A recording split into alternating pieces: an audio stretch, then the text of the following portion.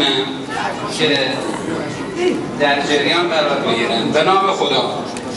سرور گرامی جناب آقای شهباز حسنپور، نماینده محترم مردم شریف سیرجان و برسیر، با سلام. آغاز موجودیت و کمال انسانها در سایه عشق، صلح و دوستی زیباترین هدیه خداوندی است که انسان بودن را معنا بخشیده است. به عشق ورزیدن به مردم زیباترین ترنم وجودی انسان با خداست.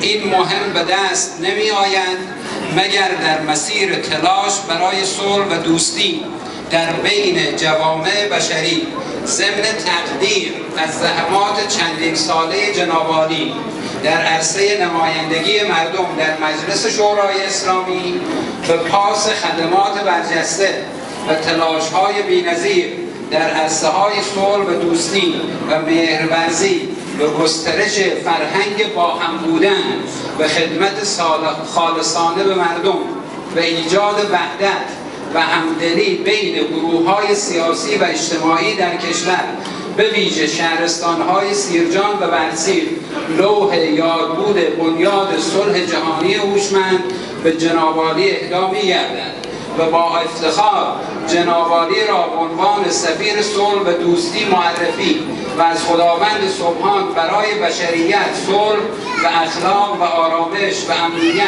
و برای جناب عالی موفقیت و پیروزی در تمامی اهداف عالی انسانی را خواستانیم. محمد رفیع صادقی، بنیانگذار بنیاد صلح جهانی هوشمند و عضو بنیاد صلح جهانی 24/92. خواهش میکنم تشویق کنید.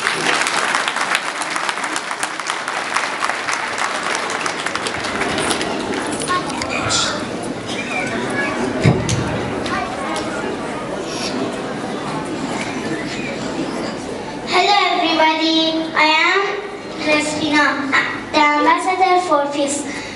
در چنین روزی سلامت می کنم، شاخه های گل نثارت می کنم، شاخه های گل ندارد قابل، صد گلستان فرش راحت می کنم.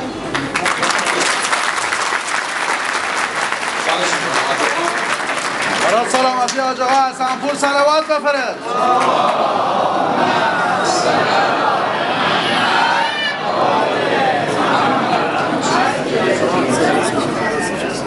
البته رسمینا خانم خودشون رو به انگلیسی معرفی کردن.